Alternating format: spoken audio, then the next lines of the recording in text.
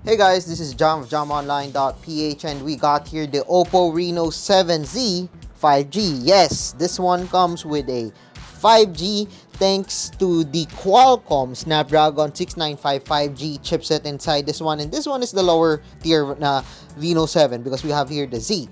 So as you can see in here, we got here the 8 gigs 128 gig variant. So time to open this one up para malaman natin kung ano ba nasa loob nitong smartphone na to.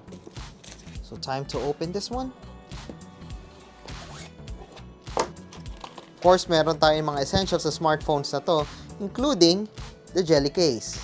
So we got here the OPPO Reno 7Z 5G, and as you can see in here, we got here the different main features of the smartphone, including the 33-watt super VOOC charging, the 4500 mAh na battery, and of course, the 695 processor from Qualcomm. And will you look at that? Ang ganda ng colors na nakuha natin dito sa OPPO Reno 7Z 5G. Of course, we got here the USB-C to USB-A cable. And of course, the 33-watt super VOOC na charger. So, alam na natin kung anong bang nasa loob ng box na to. Now, time to check out this cool smartphone from OPPO, the OPPO Reno 7Z 5G. Alright, so you're looking at the OPPO Reno 7Z 5G. So as you can see in here, we got here the cameras, which is the main focus nila dito sa smartphone na to. We got here sa likod 64 megapixel main camera, also a 2 megapixel depth camera, and a 2 megapixel macro camera. Unfortunately, no ultra wide on this one. I wonder why, but yeah. It's nice to see that we got here 64 megapixel main camera on the smartphone. Of course, sa likod, we got here the color, which is, as you can see, rainbow colors. It depends on the light, the angle, and everything. Dun mo makikita yung ganda nung back na smartphone na to. I'm not sure if this is glass. I think this is not glass, but this one does look premium. It feels really good naman to the hand, and it's really, really light. We also got here the flat sides on the smartphone. So, this one isn't an aluminum or metal frame, but yeah, it's still nice na ganito yung design natin. I'm actually getting used to having a flat frame sa smartphone, and I actually think that they look more premium compared dun sa mga smartphones sa may curved sides. But yeah, when it comes to ergonomics, depende pa rin siya sa thickness, size, and do sa design ng smartphone. As for this one naman, okay naman ako sa kanya because we got here the 6.4-inch AMOLED display. Yes, it's an AMOLED display. That's why the colors are nice. The colors are great. It's 60 Hz though, so don't expect a 90 Hz or 120 Hz on the display. So, maganda yung kulay niya, okay siya sa labas, but it's not as smooth as the other smartphones na may higher refresh rate. We've talked about the flat sides kanina. As you can see below, we got here the USB-C port, the speaker grill, and also the headphone jack. Like what I've said earlier, it supports 33 watts na super VOOC charging sa smartphone. It's nice to see that we still got here the 33 watts of charging. It means that it could charge fast. It's a 4500 mAh of battery, so I think that's decent enough for a 33 watts na super VOOC charger. On the left, we got here the card tray along with the volume rock. On the side, we got here the volume rocker, and on the other side, we got here the power button of the smartphone. And if you're wondering where's the fingerprint scanner of the smartphone, well, we got here an in-display fingerprint scanner. Nasa ilalim siya ng display, so no, hindi tayo side fingerprint scanner. I actually prefer having a side fingerprint scanner because it's way more natural to use. Mas madali siyang gamitin kasi most of the time when we're using the smartphone, ang una natin pipindutin is the power button. So, nandun na rin yung fingerprint scanner. So, pag pinindot natin yon, automatically, na-unlock na rin natin yung smartphone natin for security. But if you want, of course, there's the face unlock dito sa smartphone na to thanks to the front-facing camera. As you can see, it's a punch hole camera dito. And that is actually a 16 megapixel front-facing camera dito sa smartphone na to that we can use for selfies and all. So, I think we've mentioned all of the specs aside dun sa kanyang processor and the RAM. So, like what I said kanina, it's a Snapdragon 695 processor along with 8 gigs of RAM.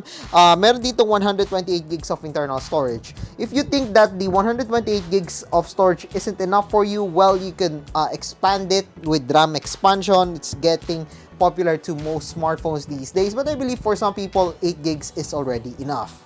Another cool feature that we got here on the OPPO Reno 7Z 5G is we got here the breathing lights dito sa ating camera. So when we're placing the smartphone na nakaganyan, of course we turn off the lights.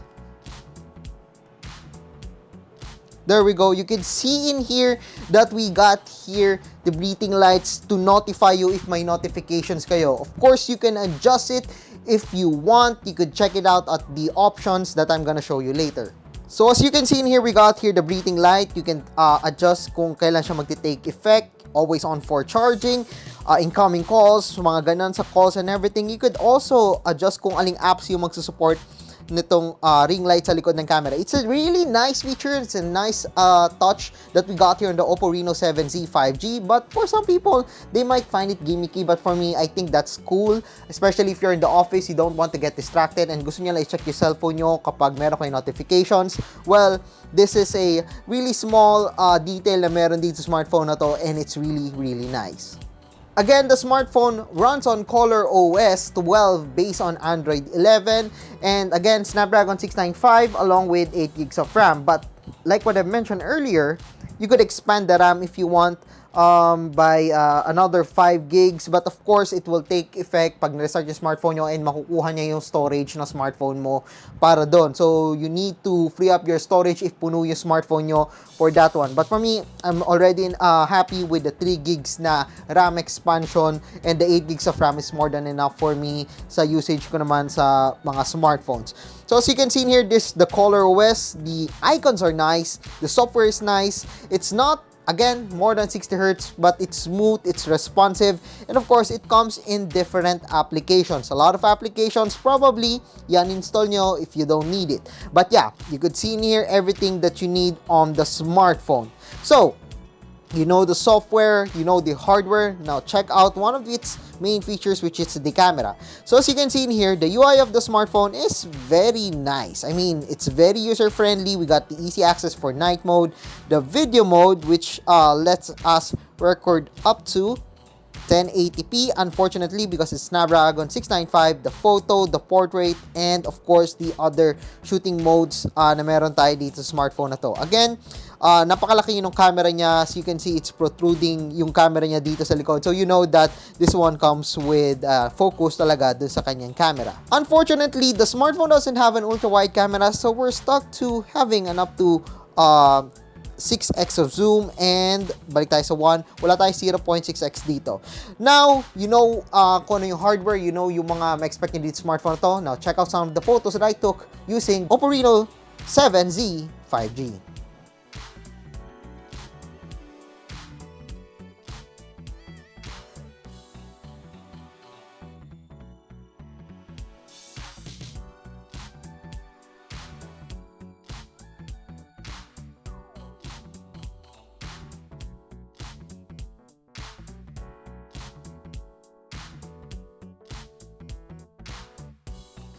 Now, you've seen the photos. Well, as expected, hindi siya the best actually sa nakita ko, even for its price range. But for some people who post sa social media, it will do. But I have a lot of things na masasabi doon, including yung shot natin doon sa labas. I think they need to improve the dynamic range. The selfie camera isn't as sharp as that I've seen.